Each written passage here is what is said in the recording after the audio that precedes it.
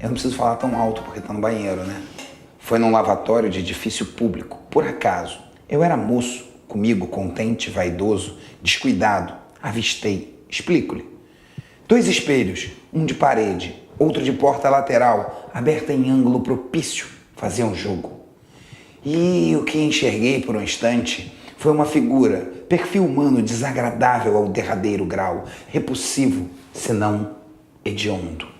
Deu-me náusea aquele homem, causava-me ódio e susto, eriçamento e espavor. E logo descobri, era eu mesmo. O senhor acha que eu algum dia ia esquecer essa revelação? O espelho. A alma refletida do outro lado. A essência, a aparência, a verdade, a ficção. O espelho conta a história de um sujeito que se vê refletido e vê, na verdade, uma outra figura do outro lado do espelho. E isso o leva a imaginar a possibilidade de desconstruir a sua imagem, portanto, desconstruir a aparência, para buscar a verdadeira essência do ser humano. O espelho é contado de uma maneira bastante distinta dos outros contos do livro Primeiras Histórias. Nele existe um diálogo, onde este leitor que está aí para ele sendo apresentada a estrutura do espelho é, na verdade, um leitor preso à realidade, à objetividade, à ciência, alguém que precisa ter algo provado.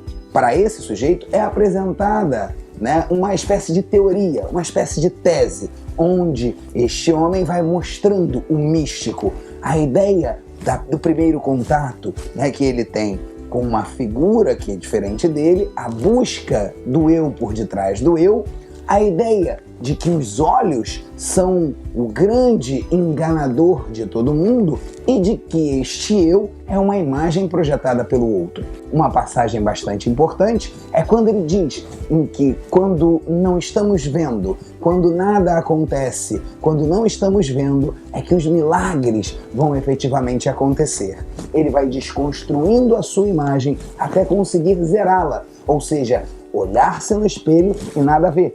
E ele se pergunta se ele seria um desalmado, como se o espelho fosse capaz de refletir a própria alma humana. E novamente, ele alcança uma nova experiência primeira, Essa experiência primeira de enxergar uma luzinha, que é a sua própria essência, na forma de um menino.